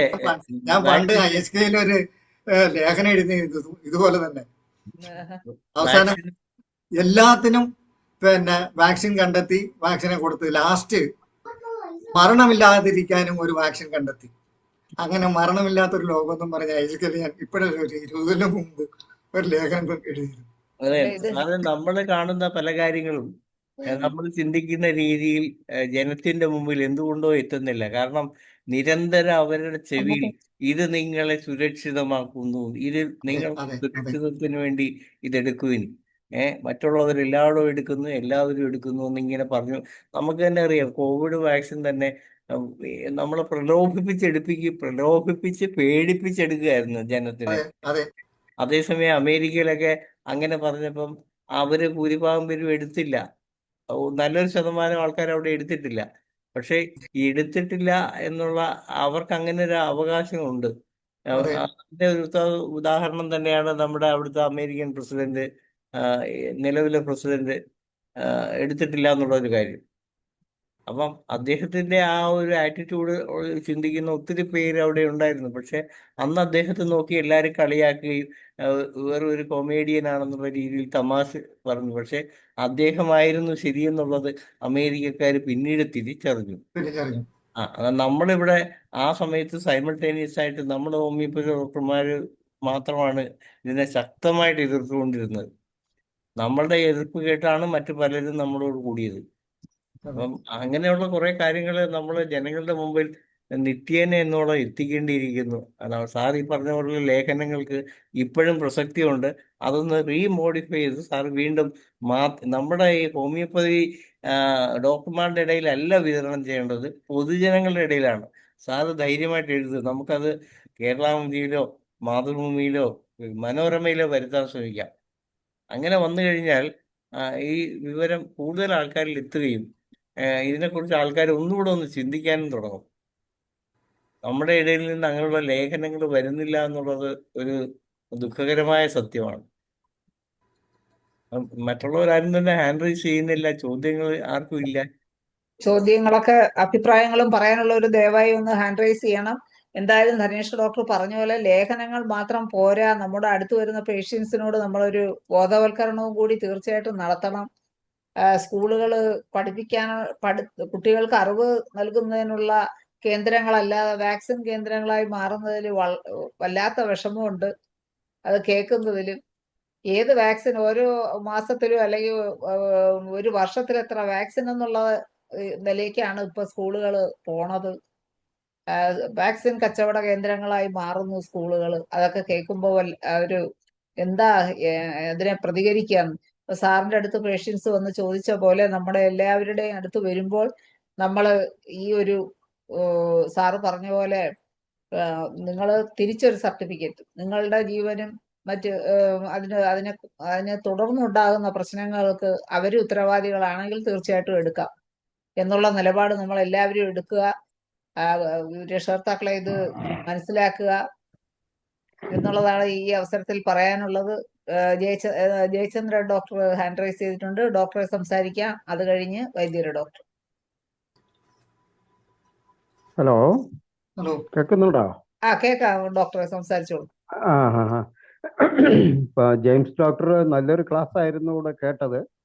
അപ്പൊ അതിന് ധനേഷ് ഡോക്ടറും ശൈല ഡോക്ടറും പറഞ്ഞ അഭിപ്രായങ്ങൾ വളരെ കറക്റ്റ് ആയിട്ടുള്ള അഭിപ്രായമാണ്. അതുപോലെ ഡോക്ടർ എല്ലാ കാര്യങ്ങളും ചെയ്താൽ കൊള്ളാമെന്ന് ആഗ്രഹമുണ്ട്. പിന്നെ എനിക്കിപ്പോ ചോദിക്കാൻ വന്ന ഒരു സംശയം എന്ന് വെച്ചാൽ ഈ പാരാതൈറോയ്ഡ് സർജറി കഴിഞ്ഞ ആളുകൾ നമ്മളെ അടുത്ത് വരുമ്പോഴത്തേക്ക് അവരെ ബൈസ്റ്റാൻഡേഴ്സ് പറയാറുണ്ട്, ഡോക്ടറെ ഈ സർജറിക്ക് ശേഷം ഈ പേഷ്യൻറ്റിന് ഭയങ്കര ദേഷ്യം, മുൻകോപം, പിന്നെ തെറി വിളിക്കുക, എന്തെങ്കിലും കൈ കിട്ടിയ എടുത്ത് ദൂരെ എറിയുക, കുട്ടികളോടൊന്നും വലിയ സ്നേഹമില്ലാതെ പെരുമാറുക, പിന്നെ എപ്പോഴും ക്ഷീണം കിടക്കണമെന്നൊക്കെ പറഞ്ഞ് ഉള്ള ഒരു ചേഞ്ചസ് ഉള്ളതായിട്ടൊക്കെ ബൈസ്റ്റാൻഡേഴ്സ് പറഞ്ഞു കേൾക്കുന്നുണ്ട്. പക്ഷേ സർജറി ചെയ്ത ഡോക്ടർമാർ അവർക്ക് പെരിനോം ഇതുണ്ടല്ലോ തൈറോനോം ടാബ്ലറ്റും കാൽസ്യം ടാബ്ലറ്റും വൈറ്റമിൻ ഡി ടാബ്ലറ്റും ഒക്കെയാണ് കണ്ടിന്യൂ ചെയ്തുകൊണ്ടിരിക്കുന്നത്. മാത്രമല്ല അവരുടെ ബോഡിയിലും ഭയങ്കരമായിട്ട് ഒരു ഓൾഡ് ലുക്കാണ് ഈ സർജറിക്ക് ശേഷം കാണുന്നതെന്നൊക്കെ ആണ് അറിയുന്നത്. അപ്പം ഡോക്ടർക്ക് ഇതിനെപ്പറ്റി നമ്മുടെ മരുന്നിനെ പറ്റി അല്ലെങ്കിൽ ഈ ചേഞ്ചസിന് എന്ത് ചെയ്യാൻ പറ്റും എന്നുള്ളതിനെ പറ്റി അറിയാൻ കൊള്ളാം. ഇപ്പൊ പറഞ്ഞ സിംറ്റംസിന് ഈ സൈമൾട്ടേനിയസ് ആയിട്ട് നമുക്ക് കൊടുക്കാവുന്ന മാത്രമേ ഉള്ളൂ. കാരണം നേരത്തെ ഞാൻ പറഞ്ഞായിരുന്നു അവന്റെ ആ കോഗ്നിറ്റീവ് ക്വാളിറ്റീസ് എല്ലാം പോകുന്നു. അപ്പൊ അതിന്റെ പ്രതിഫലനമാണ് ഈ കാണുന്ന ദേഷ്യവും തെരുവിളിയല്ല. അതിന് നമുക്ക് കൊടുക്കാവുന്ന പോസിബിൾ റെമഡി അനാകാർഡിയമാണ്. അനാകാർഡിയ ഏത് പൊട്ടൻസി എങ്ങനെ കൊടുക്കാം? ലോവർ തുടങ്ങണം, 6 or 30. Okay okay okay okay Jayachandran ഡോക്ടറെ. അടുത്തത് നമ്മുടെ എബ്രഹാം വൈദ്യൻ ഡോക്ടറാണ് ഹാൻഡ് റൈസ് ചെയ്തിരിക്കുന്നത്. ഡോക്ടറെ അൺമ്യൂട്ട് ചെയ്ത് സംസാരിച്ചു.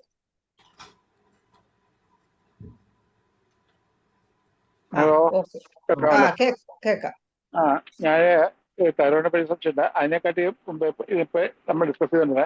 ഈ വാക്സിനെ പറ്റി പറയുമ്പോൾ ഡോക്ടർ ചോദിച്ചു വാക്സിൻ കേന്ദ്രമായിട്ട് മാറ്റിയോന്നെ സ്കൂള്, അത് സാധ്യമാണോ? ഇപ്പൊ നമ്മള് കഴിഞ്ഞ നമ്മുടെ സ്കൂൾ ഹെൽത്തില്ല നമ്മള് കുട്ടികൾക്ക് ഐസ്റ്റാൽബ് കൊടുക്കാൻ നേരം അന്ന് ഡിക്ലറേഷൻ ഒക്കെ എഴുതി വെച്ചിട്ടില്ലേ ചെയ്തത്, കംപ്ലീറ്റ് ചെയ്ത് സമ്മതപത്രമൊക്കെ വാങ്ങിച്ചു വെച്ചിട്ടില്ലേ കൊടുത്തത്? അത് അങ്ങനെ റൂളായില്ലായിരുന്നു. വാക്സിൻ കൊടുക്കണമെങ്കിൽ സമ്മതപത്രം വേണം എന്നൊക്കെയുള്ള റൂൾ ഇല്ലായിരുന്നു. അങ്ങനെ റൂൾ ഉള്ളപ്പം അവരുടെ വാക്സിൻ കൊടുക്കുന്നത് ശരിയാണോ എന്നുള്ളത് ചോദിക്കേണ്ടതല്ലേ? അങ്ങനെയാണോ ചെയ്യുന്നത്? തീർച്ചയായിട്ടും തീർച്ചയായിട്ടും. കൊടുത്താലും ഒരു കുഴപ്പമില്ലാത്ത മെഡിസിൻ കൊടുക്കുമ്പോ അതിന് സമ്മതപത്രം വേണമെങ്കിൽ ഈ ഗുരുതരമായ പ്രശ്നങ്ങള് പ്രത്യാഘാതങ്ങൾ ഉണ്ടാകുന്ന വാക്സിൻ കൊടുക്കുമ്പോ ഒന്നും വേണ്ട. അത് ശക്തമായിട്ട് നമ്മൾ പിടിക്കേണ്ട കാര്യമല്ലേ? തീർച്ചയായിട്ടും. അതുകൊണ്ടാണ് ഞാൻ പറഞ്ഞത് ബ്രോഡ് സർട്ടിഫിക്കറ്റ് നമ്മൾ മേടിച്ചു വെക്കണം. കാരണം ഇതുകൊണ്ടാണ് പിന്നെ കോവിഡ് വാക്സിന് ഒത്തിരി പ്രശ്നങ്ങളുണ്ടായി. ആയിരക്കണക്കിന് കേസ് സുപ്രീം കോടതിയിലെത്തി. അപ്പൊ സുപ്രീം കോടതി സർക്കാരോട് ചോദിച്ചപ്പോൾ അവർ പറഞ്ഞത് ഞങ്ങൾ ആരെയും നിർബന്ധിച്ചില്ലെന്നാ പറഞ്ഞത്. ഇത് എടുത്തു കഴിഞ്ഞാൽ വരാതിരിക്കാം, അത് മാത്രമേ ഗ്യാരണ്ടി ഉള്ളൂ. അല്ലാതെ എടുക്കണമെന്ന് ആരും നിർബന്ധിച്ചില്ലെന്നാണ് സെൻട്രൽ ഗവൺമെന്റ് സുപ്രീം കോടതിക്ക് മറുപടിയായിട്ട് പറഞ്ഞത്.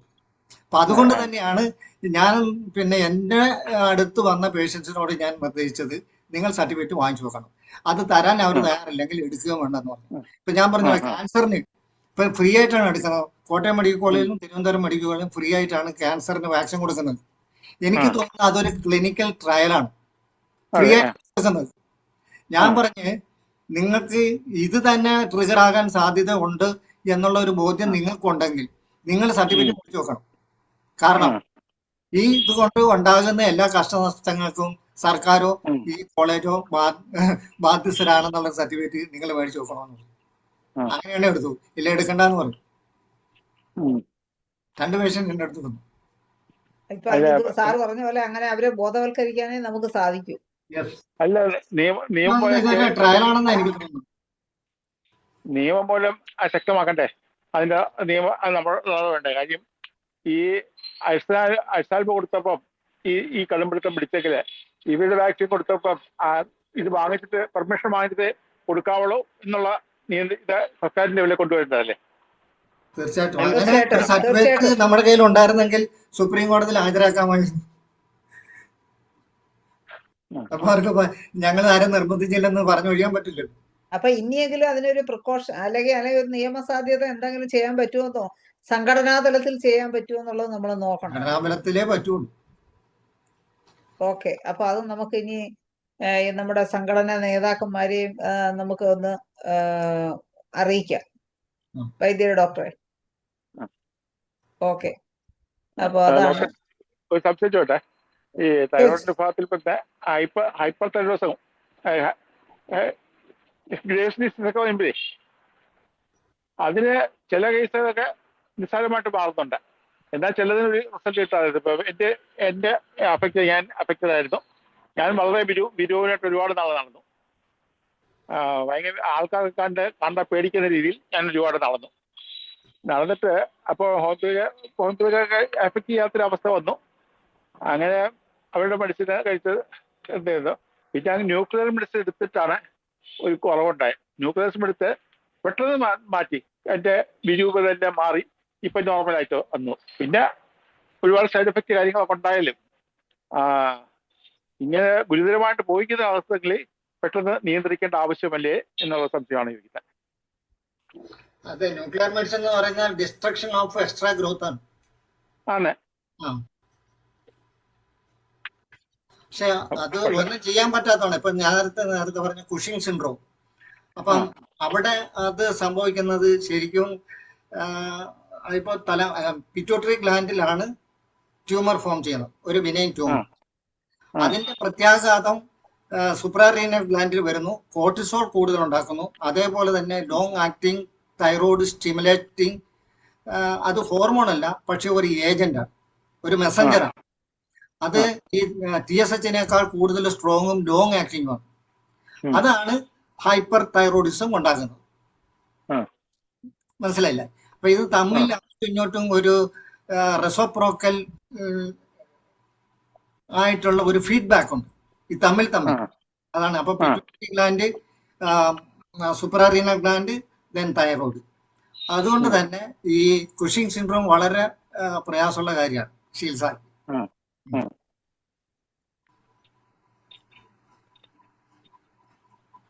ഓക്കെ വൈദ്യര് ഡോക്ടറെ. ഇനി ഓക്കെ, അപ്പോഴും നമ്മുടെ ഇനി സോയ ഇപ്പം ഡോക്ടർ ബിനോയി ഒക്കെ ചാറ്റ് ബോക്സിൽ ഓരോ കമന്റുകൾ ഇട്ടിട്ടുണ്ട്. അവർക്ക് വീഡിയോ ഓണാക്കി അല്ലാതെയും നമുക്ക് ചർച്ചയിൽ പങ്കെടുക്കാം. അൺമ്യൂട്ട് ചെയ്ത് സംസാരിക്കാം. ബിനോയ് ഡോക്ടർക്ക് അൺമ്യൂട്ട് ചെയ്യാനുള്ള ഓപ്ഷൻ ഇട്ടിട്ടുണ്ട്, സംസാരിക്കാം. ഹലോ. ഹലോ, കേൾക്കാം. ഈ വാക്സിൻസ് കോർപ്പറേറ്റ് ഫാർമയുടെ ഒരു ക്യാമ്പയിനാണ്. Mostly it is to make you sick. ഈ new vaccines, it's always a trial, and mostly Western pharma industry want to try and make you susceptible to their way of treatment culture. അതാണ് അവർ ചെയ്യുന്നത്. നമ്മുടെ പൊളിറ്റീഷ്യൻസും നമ്മുടെ അധികാരികളും അവരിൽ നിന്ന് കിട്ടുന്ന കോൺട്രിബ്യൂഷൻസിന് വേണ്ടി അവർക്ക് വേണ്ടി കാര്യങ്ങളൊക്കെ അവർക്ക് ചെയ്തു കൊടുക്കുക ചെയ്യുന്നത്. we should all be very careful. I think നമ്മൾ സ്കൂൾ സെമിനാർസ് അല്ലെങ്കിൽ സ്കൂളുകളിൽ ക്യാമ്പുകൾ, അതായിരിക്കും ഏറ്റവും നല്ലൊരു ഇനീഷ്യേറ്റീവ്. അത് നമുക്ക് സ്കൂൾ കുട്ടികളെ എഡ്യൂക്കേറ്റ് ചെയ്യാൻ പറ്റുവാണെങ്കിൽ അവർ catch them early so that will educate the families too. പിന്നെ ഡോക്ടറെ ക്ലാസ് വളരെ നല്ലതായിരുന്നു. നമുക്ക് ഹൈപ്പർ തൈറോയിഡിസത്തെ പറ്റിയും അതുപോലെ ക്യാൻസറിന്റെ ടെസ്റ്റുകളെ പറ്റിയൊക്കെ പറഞ്ഞു. ഒരു ക്വസ്റ്റ്യൻ ഉണ്ട് ഡോക്ടറെ, ഈ ബയോപ്സി ചെയ്യുന്നതിനോട് ഡോക്ടറുടെ അഭിപ്രായം എന്താണ്? എൻ്റെ ഒരു അഭിപ്രായത്തിൽ ബയോപ്സി എന്ന് പറയുന്നത് സ്പ്രെഡ് ചെയ്യും, ക്യാൻസർ സ്പ്രെഡ് ചെയ്യുകയാണ് ചെയ്യുന്നത്. ട്യൂമറിനെ ഇൻസൾട്ട് ചെയ്യാണ്. അതെ, അബ്സല്യൂട്ട്ലി. അതാണ് ഈ ബയോപ്സി ചെയ്യുമ്പോൾ ആ ഒരു ട്യൂമർ അത് സ്പ്രെഡ് ചെയ്യും. കാരണം അത് നമ്മുടെ ബോഡി ഫൈൻഡ് ചെയ്ത ഒരു സാക്കാണ്, അതിലുള്ള ടോക്സിൻസ് സ്പ്രെഡ് ചെയ്യും. അതാണ് സംഭവിച്ചുകൊണ്ടിരിക്കുന്നത്. നമ്മുടെ ഈ അലോപ്പതിക്കാര് ഈ ബയോപ്സി ചെയ്യാൻ പറയും. ബയോപ്സി ചെയ്തിട്ട് വരുമ്പോൾ in 2 weeks they will say, oh, it's all spread all over. They only spread it all over. They prick the tumor and spread all over the body. അതാണ് സംഭവിക്കുന്നത്. എന്നിട്ട് പിന്നെ they don't want a healthy, this allopathy treatment, they don't want a healthy population. They want a sick population. That's what their profit is all about. അപ്പോൾ അവര് biopsy ചെയ്യുന്നു, next വരുന്നത് spread all over. They will start chemotherapy, then radiation. They all bring lot of money, and finally the patient will bankrupt and they die. Not just by money is not only, they lost their life. That's what happening in this world. So we need to be very careful, and we need to educate our patients and our children so that we can save our humanity actually. Thank you for okay the insightful lesson. Thank you. Okay ആ, James ഡോക്ടറെ ഒരു കാര്യം കൂടെ ചോദിച്ചോട്ടെ. നമ്മുടെ ഈ pituitary tumour വന്നു കഴിഞ്ഞാൽ അത് നമുക്ക് നമ്മുടെ മെഡിസിനിൽ എന്തെങ്കിലും ക്യൂറേറ്റീവ് ഇത് ഹോപ്പ് ഉണ്ടോ? ഹോപ്പുണ്ട്. ഉണ്ടല്ലേ. നമ്മുടെ ഡിപ്പാർട്ട്മെന്റിൽ ഉണ്ടായിരുന്ന തന്നെ ഒരു ഡോക്ടർ പിറ്റ്യൂട്ടറി ട്യൂമർ വന്നു, അതിന്റെ ബയോപ്സി ചെയ്തു, പിന്നെ അത് ക്യാൻസർ പോലെ ആയി. അല്ല, പിറ്റ്യൂട്ടറി ഒന്നും പുള്ളി ബയോപ്സി പിന്നെ ചെയ്യാൻ പറ്റില്ലല്ലോ. കാരണം പുള്ളി അത് പിന്നെ ഇന്നർ പിന്നെ പാർട്ട് ഓഫ് ഒരുമാതിരി ബ്രെയിൻ. മെന്റൽ ഭ്രാന്ത് പോലെയൊക്കെ കാണിച്ച് സൈക്കോളജിക്കൽ ട്രീറ്റ്മെന്റ് ചെയ്ത് ഉറങ്ങിയാണ് നടന്നത്. പുള്ളി മരണപ്പെടുകയും ചെയ്തു. നമ്മുടെ മരുന്ന് എങ്ങനെയാണ്, അത് ആക്റ്റീവ് ആയിരിക്കുമോ സാറേ? കുഷിംഗ് സിൻഡ്രോം ആണോ ഉദ്ദേശിച്ചത്? അല്ല, അത് പിറ്റ്യൂട്ടറി പിറ്റ്യൂട്ടറി ട്യൂമർ ഗ്ലാൻഡ്, ആണ് അത്. നമുക്ക് പിറ്റ്യൂട്ടറി അത് tumour, benign pituitary tumour tumour. രൂപപ്പെട്ടിട്ടാണ് കുഷിംഗ് സിൻഡ്രോം ആകുന്നെന്നാണ് പറഞ്ഞത്. അതല്ലാതെ ആ ആ ആ അല്ലാതെയുള്ള ട്യൂമർ ആണെന്ന് ബോധ്യപ്പെട്ടു കഴിഞ്ഞാൽ നമുക്ക് സിംറ്റമറ്റോളജി, ഇപ്പൊ നേരത്തെ പറഞ്ഞ ആ കുഷിംഗ് സിൻഡ്രോം, അതിന്റെ മെന്റൽ സിംറ്റം, ഫിസിക്കൽ ഒക്കെ കൂടി പറ്റുന്ന ഒരു ഡ്രഗാണ് പ്ലാറ്റിനം. ഓക്കെ ആ സാറേ, ഇനി നമുക്ക് നമ്മളെ പരിമിതി ഉണ്ട്. ഇനി നമുക്ക് ബാക്കി നമുക്ക് അടുത്തൊരു ക്ലാസ്സിൽ വിശദമായി തന്നെ നമുക്ക് സാറിനോട് ചോദിക്കാം. വളരെ നല്ലൊരു ക്ലാസ് എടുത്ത സാറിന് നന്ദി പറയുന്നതിന് വേണ്ടി ഡോക്ടർ സോയ ഈപ്പനെ ക്ഷണിക്കും. അൺമ്യൂട്ട് ചെയ്ത് സംസാരിച്ചോളൂ ഡോക്ടർ.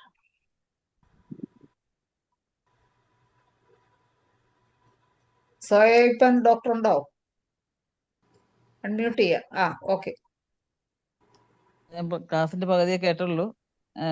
പകുതിയായപ്പോൾ എനിക്ക് കയറാൻ പറ്റുള്ളൂ. കേട്ടിടത്തോളം എനിക്ക് വളരെ സന്തോഷമായിട്ട് തോന്നി.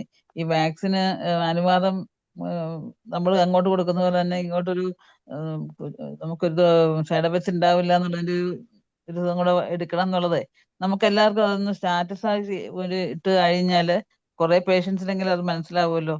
ഈ സ്കൂളിൽ ചെന്ന് സെമിനാർ എടുക്കണം എന്നുണ്ടെങ്കിൽ അവരെ അനുവദിച്ചിട്ട് വേണ്ടേ നമുക്ക് അങ്ങോട്ട് കയറാനായിട്ട്. അത് അനുവദിക്കുമെന്ന് എനിക്ക് തോന്നുന്നില്ല. ഇപ്പൊ പ്രത്യേകിച്ച് പരീക്ഷക്കാലമാണ്. വേറെ പല ഈ എന്തുന്ന ഡ്രഗ്സിന്റെ ഒക്കെ കാര്യത്തിന് വേണ്ടിയിട്ട് ഒരു ക്ലാസ് എടുക്കാൻ സമയം തരണ സ്കൂളുകാരെ അനുവദിക്കുന്നില്ല, സമയം തരുന്നില്ല. എല്ലാവർക്കും പരീക്ഷ തിരക്കാണെന്നാ പറയുന്നത്. അപ്പൊ നമ്മളെ തന്നെ സ്റ്റാറ്റസിൽ ഇടുവാണെങ്കിൽ നമ്മുടെ കുറെ പേഷ്യൻസ് എങ്കിലും അത് കണ്ട് മനസ്സിലാക്കിയേനെ. ആ രീതിയിൽ എല്ലാവരും കൂടെ ഒരുമിച്ച് ഒന്ന് പിന്നെ അതുപോലെ നമുക്ക് ഫേസ്ബുക്കിലാണെങ്കിലും അങ്ങനെയുള്ളൊരു കാര്യങ്ങളൊക്കെ ഇടുവാണെങ്കിൽ ഇപ്പം ഒത്തിരി പേർക്ക് ഇതിന്റെ വാക്സിൻ എടുക്കാനുള്ള താല്പര്യം കുറഞ്ഞു നിൽക്കുകയാണ്. കാരണം സൈഡ് എഫക്ട്സ് ഉണ്ടെന്ന് അവർ മനസ്സിലാക്കി. പക്ഷേ ഈ സൈഡ് എഫക്ട്സ് ഉണ്ടെന്ന് പറഞ്ഞാലും ഈ ഇവര് നമ്മുടെ ഹെൽത്ത് ഡിപ്പാർട്ട്മെന്റ് അങ്ങോട്ട് പറയുന്നത് നല്ലതായിരുന്നു, വാക്സിൻ ഏറ്റവും നല്ലതായിരുന്നു എന്നൊക്കെയാണ് അടിച്ചു വിടുന്നത്. അപ്പൊ അതിന് നമ്മൾ എന്തെങ്കിലും ഒന്ന് തീരുമാനം എടുക്കണം എന്നാണ് എന്റെ അതെ, അഭിപ്രായം. നമുക്ക് സംഘടനാ തലത്തിൽ ഒന്നുകൂടെ ഒന്ന് ചർച്ച ചെയ്തിട്ട് നമുക്ക് എല്ലാവർക്കും യൂണിഫോം ആയിട്ട് ഒരുപോലുള്ള നീക്കം നടത്താം ഡോക്ടർ. ഒരാളെ ഡോക്ടർ ഒരാളെ ഈ റെസിഡൻഷ്യൽ മീറ്റിങ്ങുകൾ വെച്ചിട്ട് അവിടെ ബോധവൽക്കരിക്കാൻ നല്ലതായിരിക്കുമെന്ന് എനിക്ക് തോന്നുന്നു, ഈ സ്കൂളിനെക്കാളും. അതിനെ കുറിച്ചൊന്ന് ആലോചിച്ചിട്ടേ നമുക്ക് ഒന്ന് അതിനെക്കുറിച്ച് ഒരു ചർച്ച ചെയ്തിട്ട് അല്ല, ചെയ്യുന്നതായിരിക്കും പറയേണ്ട നല്ലത്. കാര്യങ്ങളും ദൗത്യങ്ങൾക്കും യൂണിഫോമിറ്റി ഉണ്ടാകണം. അതുകൊണ്ട് നമുക്ക് സംഘടനാ തലത്തിൽ ഒന്ന് ചർച്ച ചെയ്തിട്ട് അതിനെക്കുറിച്ച് തീരുമാനിക്കാം. ഇന്ന് സോയപ്പൻ ഡോക്ടർ നന്ദി ആ ആ പ്രകാശനത്തിലേക്ക് ആ കടക്കണം. നല്ല ക്ലാസ് ആയിരുന്നു സാറിന്റെ. അപ്പം സാറിന്റെ ഓരോ നടപടികൾ നല്ല രീതിയിൽ എനിക്ക് തോന്നി. അപ്പൊ സാറിന് പ്രത്യേകം നന്ദി. എനിക്ക് പകുതി ക്ലാസ് എനിക്ക് കേൾക്കാൻ പറ്റുള്ളൂ, ചർച്ചയും പകുതി കേൾക്കാൻ പറ്റുള്ളൂ. നല്ലതായിരുന്നു ക്ലാസ്. സാർ ഇനിയും ഇങ്ങനത്തെ സബ്ജക്റ്റ് കൊണ്ടുകൂടെ ഇനിയും വരിക. എന്റെ പേരിലും IFPCന്റെ പേരിലും നന്ദി പറയുന്നു. ഓക്കെ, സോയപ്പൻ ഡോക്ടർക്കും പ്രത്യേകം നന്ദി അറിയിക്കുന്നു. എന്തായാലും സാറ് ഇനി മറ്റൊരു വിഷയവുമായി ഇതുപോലെ തന്നെ വിശദമായ ക്ലാസ്സുമായി എത്തുമെന്ന് പ്രതീക്ഷിച്ചുകൊണ്ട് നാളെ ഇതേ സമയം കാണുമ്പോഴേക്കും എല്ലാവർക്കും ശുഭരാത്രി നേരുന്നു. Good night. Right. Right.